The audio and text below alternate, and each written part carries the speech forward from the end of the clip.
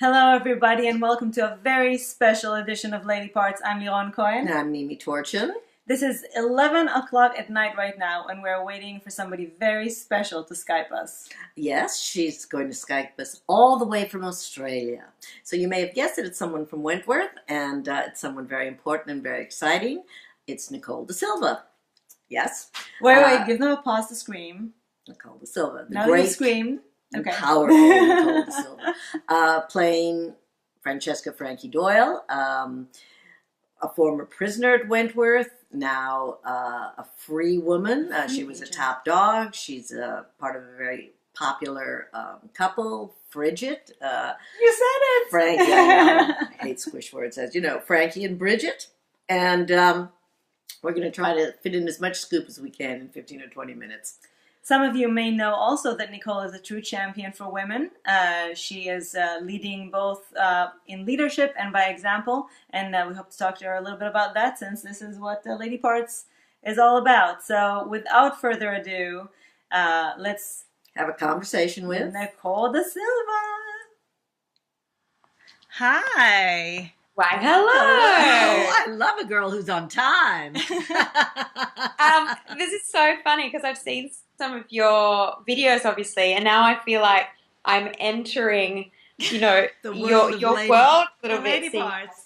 Well, we're sitting on the opposite side because we don't have enough light on the side we usually sit on. So we're sitting on a different sofa this time. It's Lady Parts, the night version, the night edition. What time is it there? 11:15, 11:20. Okay. Past your bedtime, or is it okay? No. I'm a night owl. No, You're like, no, we're party animals. Yeah. We're going to be up till 3 a.m. We're television animals. We are night owls. Anyway, we're so thrilled that you did this. Thank you so much. We love you. We love your work. Our fans are going to self-combust. Oh my God. Woo! I love you guys and your work. Thank you so much for all the support you do with the show and for that supplementary stuff that you're giving the audience. It's really great. Well, we're loving it. We love the show. It's such a magnificent piece of art. It really is. Yeah. It's fabulous television. It's what we do. It's what we love. So, and the fans are so engaged. It's been really fun for us, and they love it. It's we love this kind of circle that it's created. Yeah, it really has. Yeah. So we know you don't have a lot of time. Well, I mean, I'd rather just sit and chat. Yeah. But we'll get. We could have sat and had a cup of tea. Yeah. Well, next time you're in New York City. Yes, right? Definitely. Okay. I love New York. I know you're more of an LA girl, or so it seems, but.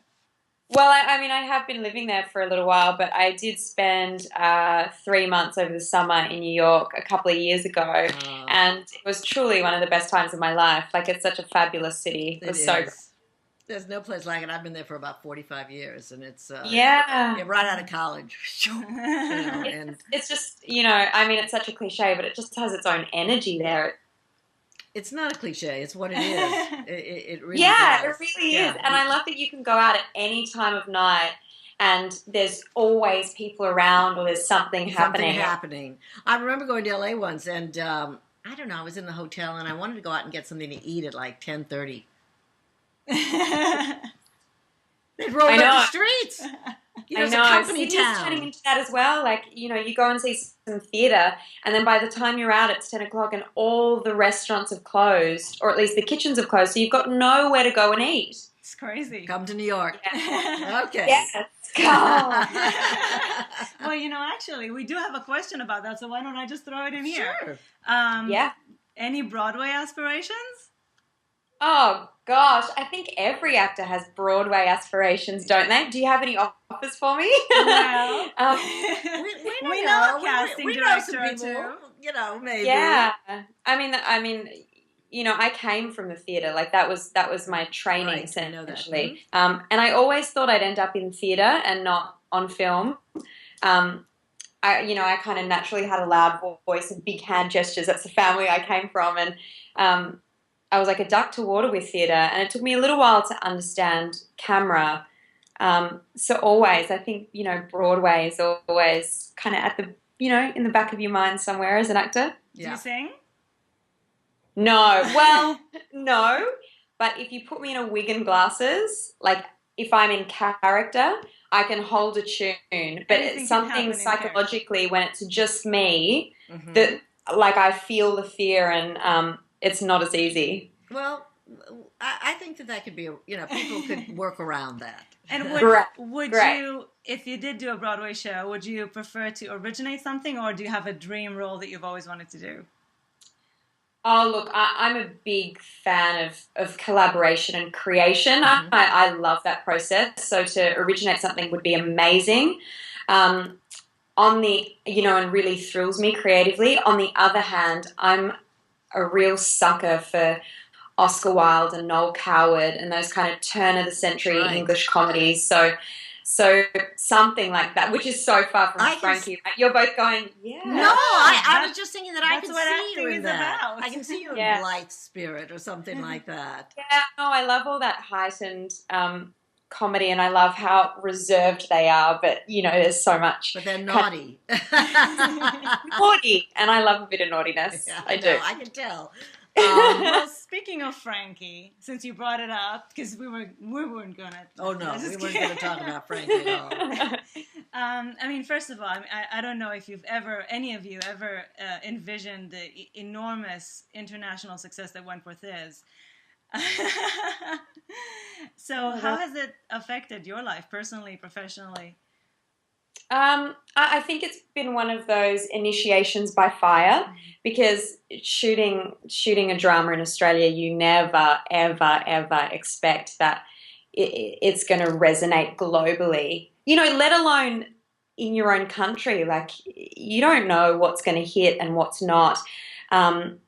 So we kind of, we went into Wentworth a bit blind, really, going, well, let's try something new. We're remaking the original Prisoner. I knew I had a great character in Frankie. There was something about those audition scenes that just leapt off the page for me. So I knew, like, that excited me, and I knew I was excited about that. But never in my wildest dreams did I think that I would be sitting across from two gorgeous women in New York talking about Frankie and Wentworth. Like, that never occurred to me. Yeah, it's pretty phenomenal. And the fan, the fanaticism, the excitement over it has. What does that feel like? It feels really great. I mean, it's beautiful, and it feels like a real kind of position of privilege to have something that has created those ripples, and in so many respects, like, for so many people personally, I think, Frankie and the stories within Wentworth have really affected people, but also socially. Like, it's brought up a lot of things socially around, LGBT rights and social concepts like marriage equality in Australia, and I'm hoping elsewhere, that has been really, really phenomenal to witness. That's fabulous. Yeah. And humbling, and truly humbling, to go, that's cool. I get to sit here in my home country and create stories, and it's affecting change, which is, the dream. What more could you ask for, really? Exactly. I mean, exactly. You're doing something you love. You're doing something that, yes, is entertainment, but it's also having a social importance, a social impact on your own country, in people's lives personally. It's fantastic. Yeah, it's really great. I mean, can you hear that plane going over? Why does the whole studio seem to be under the flight pattern? It's not conducive to filming, I'll tell you that. Oh gosh, I lost my train of thought. We were talking about how fantastic it is, but I think we realize what it means to you, and what it means to the fans.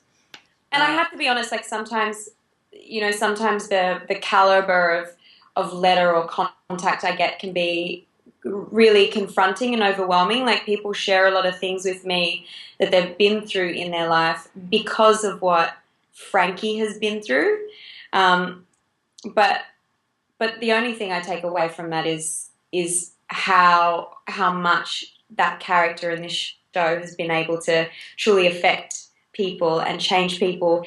And I think it's so important for people to see themselves reflected back in what we watch and what we engage with. So, It's awesome. And there isn't that much. There isn't that much, especially for gay women, and well, and it's getting better. I've gotten emails for Talking Teal for people who said I'm in the middle of somewhere in Eastern Europe. I'm closeted, nobody knows, and how fabulous it is that there's this forum to talk about a show that makes me feel like there are people out there who understand me. So yes, so great. It is wonderful, and you basically kind of originated Frankie because she only had 2 episodes on the original Prisoner. Right, she was a very small. She had a few. I wouldn't say that I originated her because I know how many chefs go into making this happen. And obviously the original Frankie and the original Prisoner have so much to do with that. Yeah, I think she was only in. I think it was more than 2, but she certainly didn't span the whole... She was killed off pretty quickly, I think. Yeah. They killed the lesbian. They killed the lesbian. They got smart this time, though. Yeah, they knew they had a good thing.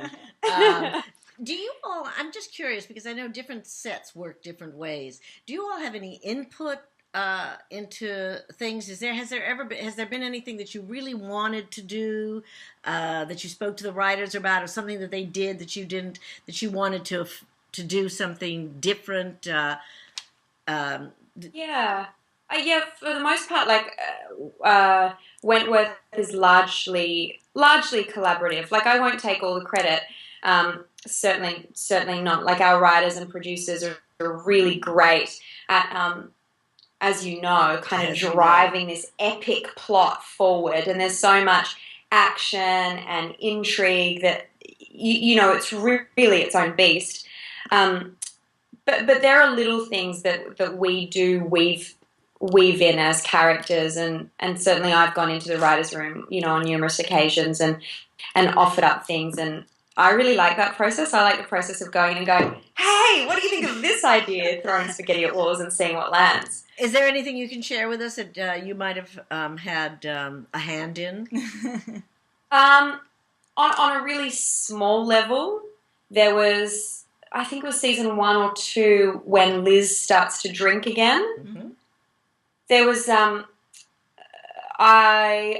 went in, there was not much Frankie-Liz interaction, and I went into the writers, I think it was season 2, because by that stage I think Frankie was top dog, and I said to the writers, Frankie's pretty street smart, and she knows alcoholism, she knows it from her mum, and Liz is one of her family in there. Mm-hmm. I think, Frankie would have an opinion, or at least an observation about what Liz is going through. And those paths never crossed.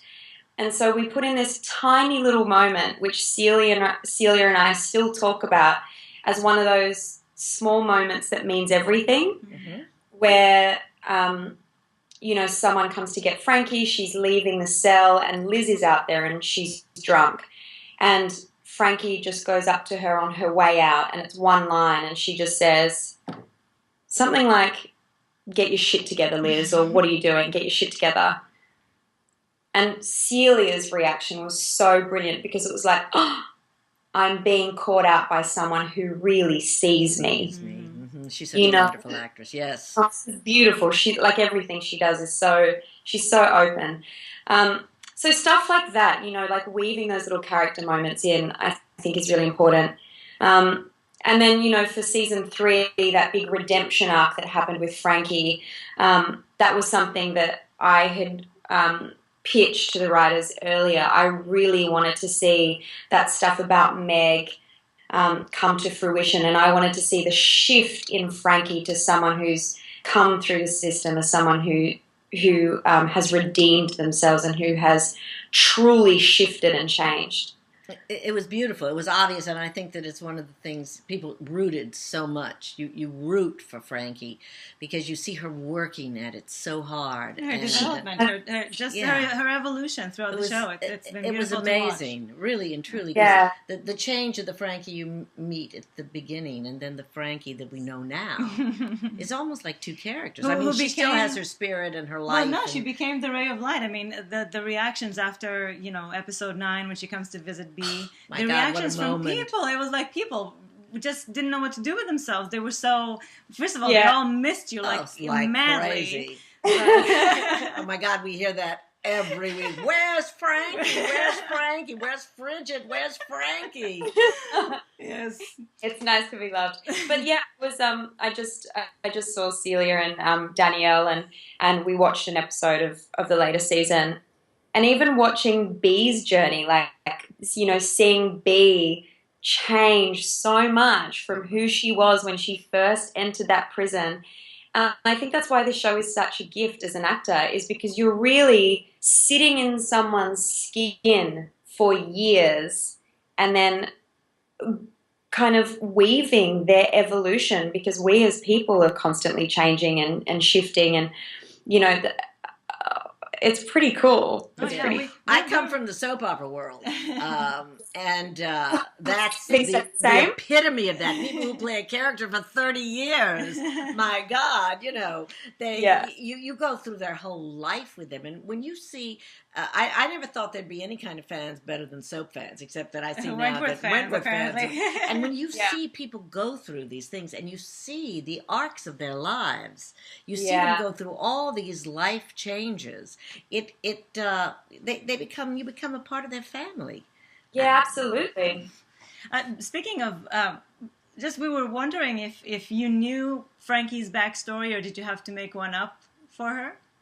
No, Frankie's backstory was very clear from day one. Like, that was part of the even from the audition. Like, the auditions, one of the audition scenes was where I confront my dad when he comes to visit in the prison. Mm-hmm. So that was one of the scenes. So I needed to know what that backstory is with the abusive mum and him having left, and then Frankie having been in foster homes. That was always laid out. And the sister? So the mother was the abusive. The mother was an alcoholic? Yeah. Uh-huh. But was the sister a surprise? Yeah, the sister was a surprise. Yeah. I hope there'll be some more scenes with her. We won't ask you to reveal anything. Yeah. But I loved her reaction to her. That was quite beautiful. It was so fun working with her as well. She was quite young. I think she was, I can't remember specifically how old she was, but she just didn't want to be there, that little girl. She had better things to do. She really did. So I had to play all sorts of games with her, like drawing little love hearts on my hand so she would hold my hand, and it was really great. It was cool. That's creative, isn't it? Yeah, it was. I love working with kids because they're so present. So you really have to be on your toes. They're so present even when they don't want to be there. Exactly. Well, they're in the moment. Yeah. To get out of there. There's no pretense about them. They're in the moment. That's it. Yeah, not at all. Yeah, you got to work around it. So now, we hear it every week. Where's Frigid? Where's Frigid? We haven't seen them together since episode 2. And sometimes they'll take a little bit of, oh, but she talked about her, so we know that they're still together, or something like that. So in your mind, or from what you know, what have they been up to all this time? Well, I think...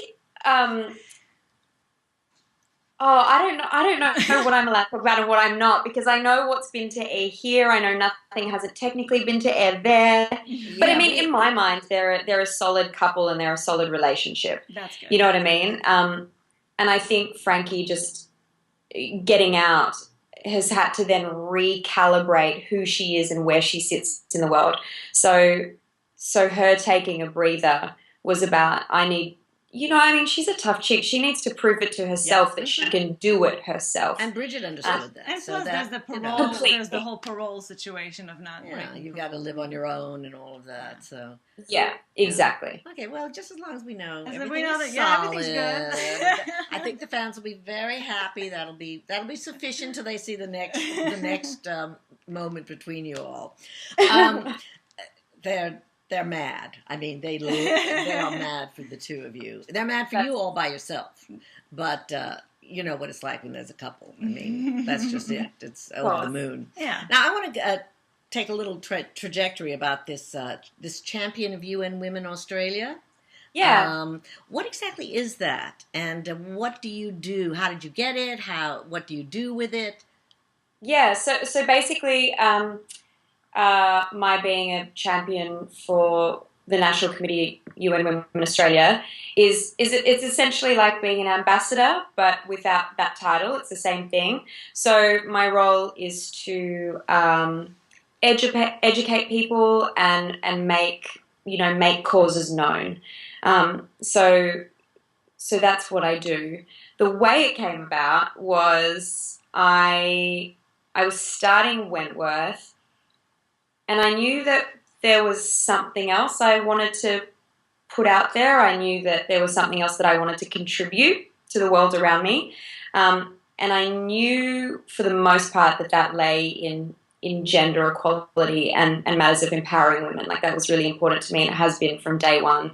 I'm talking about like when I was back in school, when I was a little kid. So I got on the internet and I looked for organisations in Australia that did just that. And there was pretty much nothing. Wow. Except for UN Women. So, which is pretty eye-opening in itself, right? Mm-hmm. So I contacted them and I said, look, I think I can offer you something. That's a 747 or whatever the big planes are now. It's like maybe 3 meters above this room. So I said, look, I think that there is as someone who's on television, there is a generation of people that I can speak to that maybe you guys don't have an in with, and I was mostly speaking about the younger people of Australia, and I wanted to open the conversation up to boys and to men, to be honest. Like, I wanted it to be a full functioning conversation amongst all members of our society, because I think women have been talking about this for so long and been active about this for so long, but it was truly time, I thought, for men and to enter the conversation, and for us to look at how gender inequality affects boys as well, right, and how it affects their behaviour.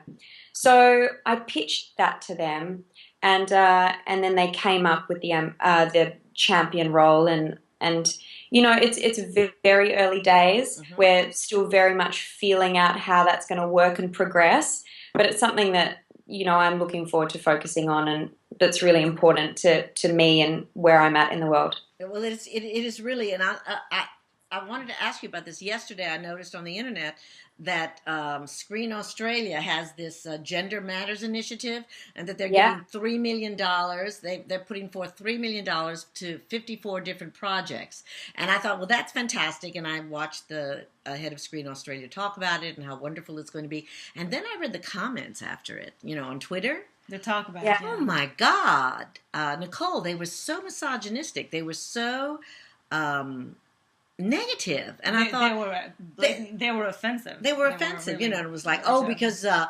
I don't want to see a great film directed by a man. Said no one ever. Yeah. It was that was even a sort of a mild one. Yeah, they were mocking it. I know that Australia is a very the men are very macho, and they or at least wrestle. That's the image. They wrestle crocodiles, and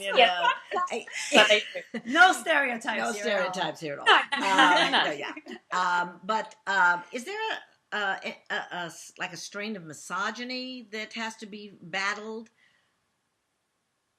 In Australia specifically? Well, yeah, I know there is in the world. God knows. Sure. Look, I don't like to broad brushstroke blanket a whole country with that. Okay. I think that's kind of a can of worms that's not particularly helpful. Maybe it's not a fair question, though. But I think there are attitudes out there that we do need to address and bring into the conversation, and we need to look at them, to be honest. I think for a long time, like generally speaking, for a long time, girls and women have been asked to identify with male role models or male heroes, and that's been very much the status quo. And it's about time that young boys look up to Rey in Star Wars or to the new Ghostbusters characters and go, hey, I want to do that. And until we get to a point where we're not seeing gender and we actually are just seeing the true person who holds the qualities and the values that we look up to and want to aspire to, I think that's when we've made progress. And are we at that point here in Australia right now? No. The world isn't. No, the world isn't. Yeah. So we make steps towards that, I think absolutely, definitely. And I'm okay for some of that, that negativity to come through, because that's how you get it out. Exactly. So let's get it out, and then we'll move forward, and now we'll have some equal footing in the world, and I look forward to that. Well, and you're on a show that is female centric. I mean, it's all about the women, and we know that you have quite a few women behind the camera as well. We had the great honor of talking to Jet Wilkinson, who was fantastic. Oh, and awesome! What a cool chick. What a great director. Yes, and she's directing every show that we're watching in America now. Every other. Oh my God, she's like the best thing over there. It's so good. Yeah. And Kathy Chambers, who does she's the DP on many very few DPs, and it's so Wentworth. The way Wentworth is shot is so brilliant. I love it because a friend. Like 50% of our show is the visual language of the show. Like it's beautiful to watch, and I actually think the visual language of the show is the reason why it's has helped it resonate globally. Yes, because it looks like American shows that have $1 budgets. Absolutely, it really does. It's way high up. It's like a film, although that's almost not even a compliment anymore, because television is so great now. Television is the medium to be in right now. Oh it's absolutely the golden age of television right now. Like I think we're truly in that, because we're telling these gorgeous long form stories like we talked about before, with character development, and it's epic storytelling. It's rad. It really is. And it's gotten so much respect that now it's getting so much talent. Yeah. The talent that television is attracting, both in front and above the line and below the line, is sensational. It is. Yeah. And how do you feel Wentworth represents women? What would you like women to take from, let's say, from Frankie to empower themselves from? We know that mostly Wentworth is, it is a prison show. It is women who, have committed crimes and everything, but they're also powerful and vulnerable, and their families, and so I think that's exactly it. You've completely nailed it. It's a show that's gone, hey, women are complex. Boy, are they ever. As simple as that is. And humans are complex. That's not to say that males are or aren't, but it actually is going. We can get rid of the wife, girlfriend, female trope. We can get rid of those, and we can actually start to look at females as complex, real human beings. And I think that is a great thing to come out of it. Oh, it's absolutely wonderful. Absolutely. I wanted to ask you, because you mentioned about the idols that girls are taught to have, male idols. Who are some of your idols, both in the world at large and perhaps in the business as actors? At the moment, or as a kid? Whichever. At any time, at any particular time in your life. What's been really sad to me of late is all the passing of these iconic musicians and artists. It is. And at my age, it's been a I have lost so many that I'm going to be 70, and I lost over the years so many of these people that I have known. Can I just have some of your genes? Almost. Oh my gosh! You just need a wife that's half your age. Yes, I do. There's the secret. Get yourself a young mate. You're young already, though, so you don't have to worry about that. But it does feel like the end of an era with all these amazing artists. It does. It's leading us. So David Bowie has been always someone who I've truly appreciated, and as daggy as it is, from my favorite movie as a kid, Labyrinth, to his music throughout time, and just his approach as a human being and as an artist. He had this, just gorgeous kind of flow and fluidity to him that I've always admired. And I was kind of shattered that Prince has left us. Yes, another one. Where both the androgynous again, their fluidity. You're right, and such great talent. Yeah, and then of course there are great actors. Sorry. And no, I think there was a delay. Go on. There was just a blip. And then there are of course actors that I look up to. I tend to look up to those people who are out there creating their own projects and who are engaged creatively with what they do. I think for me that's the most thrilling. Mm-hmm. Do you have a dream director that you would like to work with? Oh, I have too many that I would like to work with. Gosh. Judd Apatow, if you're watching this, I am available. He would love you. If he's watching this. So love you. If Judd Apatow is watching this, we are good. He might love you already, for all we know. Yes, I mean, we know that a lot of famous... Don't we know that Rosie O'Donnell is a huge Wentworth fan, for example? Yeah. She doesn't direct. That was the biggest thrill. I was in LA at the time, and I was like walking into a yoga class, and my friend sent me this little video of Rosie on The View touting Wentworth. Yes, she said she wants to be on the show. The woman's got taste, I'll tell you. Yes, she does. I will 100% agree with you there. You never know. Helen Mirren might be watching. It's on in the UK right now. Well, you could go work with Cate Blanchett probably at any time. She's there. Oh yeah, I'll just give her a buzz. She's doing a TV show. Yeah, she is. She's doing Stateless. Yeah. She's doing her own TV show right now. She's going to star in it, of course, but... Oh, that's awesome. I had no idea. Thank you. I love her loyalty to Australia. Send your agent. Her theater company, and that she works in some Australian films, and here she's doing a TV show in Australia. Yeah, it's very awesome. And what her and Andrew did for STC was pretty phenomenal as well. Yeah, the production that they're bringing over to Broadway in the fall is that was also, I think, an Australian production. We already have our tickets. Of course. Which one? Sorry? I can't think of what it is. It's The Present. It's called The Present. Oh, The Present, right. It's... Did you see it? Amazing things about that. I didn't get to see it, no. Yeah, no. But I hear good things. We hope, because it's only them two, I think, and for how long? Like 3 hours or something. It's going to be long. It's epic. But we're gonna be staring at Cate Blanchett. We can't really complain. So yeah, not all bad in the world. Yeah. So what are you working on now? What are you up to? So I'm doing a show for the 9 Network here called Doctor Doctor. And what is it? It is a show about a high-flying Sydney heart surgeon who gets banished essentially to his hometown, his country town, and is confronted with his family and his past. Are you part of his past? I'm definitely his past. I'm like his past and present, because I'm his ex-girlfriend who is now married to his brother. Oh, I love it. Conflict. Way to get revenge at your ex, to marry his brother.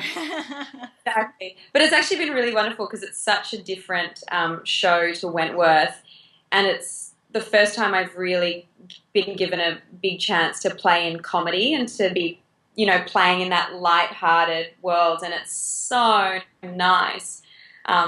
It's really wonderful. That's great. Congratulations. Thank you very much. Pardon? When will it premiere? When will it air? They haven't given us a date, so we're still shooting for another few weeks, but we're looking at airing sometime in 2017. Oh, fantastic. What's your character's name? Charlie. Charlie? Frankie. Charlie. You have all these boys' names. Charlie, yeah, Frankie. All the tough girls. There's something about those names that imparts strength and mischievousness. Yeah, I agree. I agree. You have that natural twinkle in your eyes, so I can. Yeah, I think maybe I'm like attracting it somewhere along the yeah. Now I don't know if you'll be able to tell us, but we have to ask, because if we don't ask, people are gonna get upset. Of course. Are you coming back to season 5? Have they confirmed season 5? Well, they haven't actually confirmed not it, but officially, several actors have been several actors have said, yeah. we'll start shoot. When not to us. We haven't been perpetrating it, but they have it at fan events, and so it's pretty much out there that there's going to be a season 5. So I know if you don't want to do it because it's not Yes, I think I would. Yeah, I would be doing a double whammy if I A, confirmed or denied season 5 and Okay, you can Can I confirmed. say, if they ask you to return to season 5, will you say yes? Oh, of course. I Okay. love the show. I love Frankie. There You know. There you go. Let's ask just. I know you don't have much time. Yeah, the minute you have to go, say, "Hey, I've got to be out of here," because we I had like 30 questions, Yeah, and with the minute we heard it's going to be like 15 minutes, we it shrunk. hasn't been 15 minutes. It's been a nice long time. We could do that thing where it's like on those improv shows and it's like 5-minute questions and you go bang bang bang bang. It's too late. If we don't need have to fill it in, you know, if we need to. Exactly. Well, we don't want to know who your favorite character on Wentworth Besides Frankie. Besides Frankie, Obviously. of course. I love them all, but I love Vera. Vera, Vinegar Tits. I love her, and I think which Vera do you like best? The Vera of the first couple of seasons, the Governor Vera, or the whole thing? I kind of like the whole thing because she's got this. Kate does such a great job at like capturing that kind of little quirk that she's got, and you see her really striving to be this powerful governor or powerful officer even, but she's so not. So I love watching that play out. She's beautiful. She's a very beautiful vulnerable. Oh my god, my battery may run out. Oh, okay. Well, okay. I think we're almost done. Yeah, last question. Ask your last question. What's my? Oh, yeah. Okay. So this is just a what if. Next project, you have 3 things to choose from: a Broadway show that you're the lead in, Yeah, a film. A blockbuster, big film that you're the lead in, or a new TV series that's like prime time, based on your character. That your character is it. Oh my god! I'm an actor. I want my cake and I want to eat it too. So you'll figure out time-wise, right? Yeah. We'll make that work. Work. I like that. A girl who knows she can have it all. That I think you can. It's all such a dream. The blockbuster is really exciting to me because I would love to do some big action kind of epic sci-fi post-apocalyptic thing. I think that would be amazing. My own TV show, driving a story and telling that over a season, hopefully more, would be amazing. And then I told you I'm a theatre nerd, so Broadway would be good. Did I see something on IMDb that you have an upcoming project that's called The Tangle, which is a sci-fi? Yeah, it's a little indie American sci-fi that I shot last year, so look out for it. Oh, we will look out for it. Yeah, so I'm a big sci-fi. You kind of did the sci-fi thing only on a small. I'm a sci-fi geek. I always have been. Since I was a little girl, my parents used to take me to the drive-in when I was 4 to see sci-fi movies. It's such a good genre, particularly for women, and I didn't realize it. But particularly for women, because there are so many strong female characters in sci-fi. It's awesome. It is. So are you fighting aliens or? No. Okay. I'm not fighting aliens. You have to watch it. But she was called Francesca too, that character. So Francesca. Nikki and Frankie. Do they shoot The Descent in Australia? The Descent is one of my favorite scary movies. All women. I'm not sure. Oh, I don't know. You should watch it. It is. I'm gonna put it on my to watch list. It is the scariest movie I've ever seen, and it's all women. They go into an unexplored cave. You will freak out. Good. Anyway, Sounds this has good. been glorious. Thank you so much, and thank you for giving us your time, and thank you for, really for being such an outspoken political activist for all the right causes. I've been watching your tweets, and you're always out there saying what needs to be said, and I know that it's not always easy for somebody in the in the limelight to express opinions. So thank you for that. I think if you got the platform, use it for good. Absolutely. Exactly, and you do, and you're wonderful, and this was just a delight. Thank you so very much. We'll do it again sometime, okay? Yeah, over tea in New York. When you're in New York, tea hit in New us York. up. It's a date. High fives. See you guys. Thank you. Bye. Thank you.